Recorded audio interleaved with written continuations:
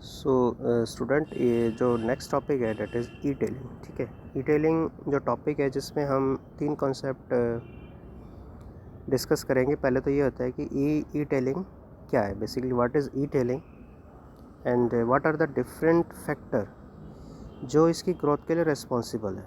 कि इंडिया में बहुत ज़्यादा ये जो इसकी ग्रोथ हुई है उसमें कौन कौन से factor for the growth of E telling. और जो थर्ड टॉपिक है वो ये है कि ई टेलिंग में प्रॉब्लम्स क्या क्या है। ठीक है, तो अब स्टार्ट करते हैं। इसमें क्या है कि जो ई टेलिंग है, ई टेलिंग बेसिकली इलेक्ट्रॉनिक रिटेलिंग का एक शॉर्ट फॉर्म है। इलेक्ट्रॉनिक रिटेलिंग का मतलब हो गया कि जिसमें एक कोई भी बिज़नेस ओनर है या शॉपकीपर है या कुछ भी शॉप ओनर है, वो एक ई कॉमर्स वेबसाइट का यूज़ करते हैं या फिर जो हमारे पास ऑनलाइन स्टोर्स का यूज़ करते हैं अपने प्रोडक्ट को बेचने के लिए।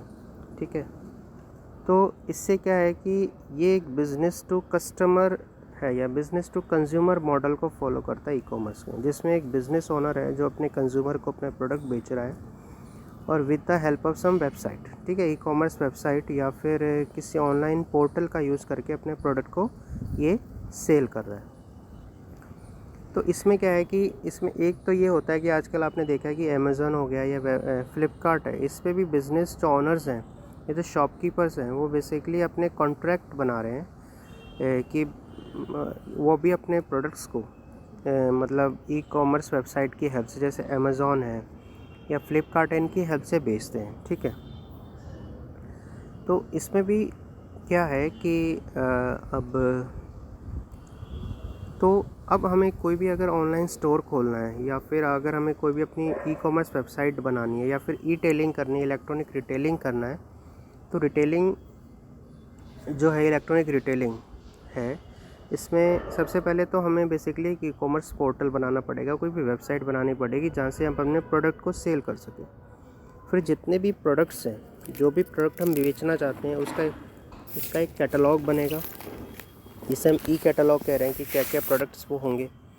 ठीक है, सेकंड है कि जो भी कस्टमर अपने प्रोडक्ट को सेलेक्ट करता है, जो भी वो जिसके लिए पेमेंट करना चाहता है, उसके लिए एक ई कार्ट बने। ठीक है, शॉपिंग कार्ट बने, वो अपने ऐड टू कार्ट कर सके उसको, और आगे जाके जब वो पेमेंट करेगा तो उसके लिए पेमेंट गेटवे बने। ठीक है, तो ये सारे कंपोनेंट होने चाहिए इस वेबसाइट या फिर उस पर्टिकुलर ऑनलाइन स्टोर में या फिर जो भी ई कॉमर्स पोर्टल है, अगर कोई भी बिज़नेस ओनर या शॉप ओनर है अपनी ई टेलिंग करना चाहता है।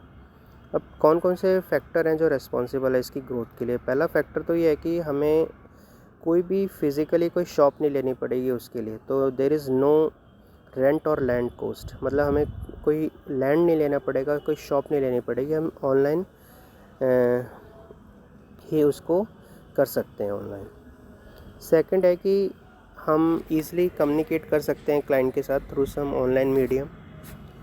थर्ड है कि कोई भी कस्टमर कहीं से भी किसी भी पर्टिकुलर प्लेस से बैठा मतलब इंटरनेट की हेल्प से कोई भी प्रोडक्ट सेलेक्ट कर सकता है और उसको परचेज़ कर सकता है। ठीक है, और same for the business owner, वो भी कहीं पे भी किसी भी प्रोडक्ट को सेल कर सकता है, किसी भी मतलब without any limitation of place और without any limitation of the city और स्टेट।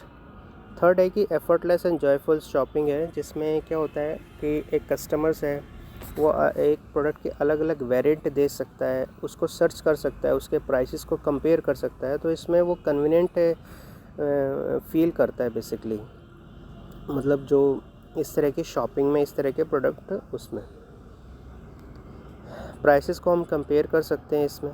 ठीक है, दूसरा है कि ऐसा नहीं है कि जो फिफ्थ पॉइंट है एनी टाइम एसेसिबिलिटी का मतलब है कि अब हम उसको कभी भी एक्सेस कर सकते हैं। हम ऐसा नहीं है कि हमें बस सुबह से शाम तक, जब तक शॉप खुली है, कोई भी शोरूम ओपन है, जब तक हम उसको विज़िट कर सकते हैं, नहीं, हम ऑनलाइन विज़िट कर सकते हैं 24/7, यानी कभी भी हम अपने प्रोडक्ट को बिज़नेस ओनर भी सेल कर सकता है और कोई भी कस्टमर है वो भी अपने प्रोडक्ट को ख़रीद सकता है। ठीक है, कोई भी। तो ये सारे फैक्टर्स हैं जिसके कारण आज ई कॉमर्स जो ई पोर्टल है या जो ई इलेक्ट्रॉनिक रिटेलिंग है वो बहुत ज़्यादा इंक्रीज़ हुई है। ठीक है, बहुत ज़्यादा उसका इसके प्रॉफिट में या जो उसके भी कस्टमर बेस है वो बहुत ज़्यादा इंक्रीज़ हुआ है। अब प्रॉब्लम्स क्या क्या है? पहली प्रॉब्लम तो है कि जितना रेट आपको दिखाई देगा उतने ही रेट पे आपको चीज़ परचेज़ करनी पड़ेगी, ठीक है। तो there is no negotiation in the e commerce website. Second है कि हम प्रोडक्ट को टच नहीं कर सकते, फील नहीं कर सकते, हम केवल उसको देख सकते हैं, ठीक है। तो we can not basically observe the touch और ऑब्ज़र्व द प्रोडक्ट थॉरोली, ठीक है। तो ट्रस्ट फैक्टर ये है कि कई बार कहीं ई कॉमर्स वेबसाइट पे सिक्योरिटी लैप्स होने की वजह से हमारी जो प्राइवेट या सिक्योर इन्फॉर्मेशन लीक हो सकती है, या तो इस तरह से बहुत सारे ट्रस्ट फैक्टर है जिसके कारण वी कैन नॉट से कि ये प्रॉपरली सिक्योर है, ठीक है।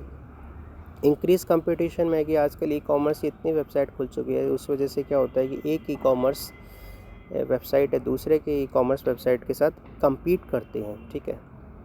तो उसकी वजह से डेफिनेटली जो रिटेलर्स हैं उनको लॉस होता है, ठीक है। प्राइवेसी कंसर्न और पॉसिबिलिटी ऑफ फ्रॉड को हम एक साथ मिला के कह सकते हैं कि जो सिक्योरिटी इश्यूज़ है, जो हमारी सिक्योर इन्फॉर्मेशन होती है, पेमेंट जब हम करते हैं, क्रेडिट कार्ड है, डेबिट कार्ड है या फिर कोई भी ऐसी इन्फॉर्मेशन है, वो लीक ना हो, तो इसका भी बहुत ज़्यादा इशू रहता है इन वेबसाइट्स में।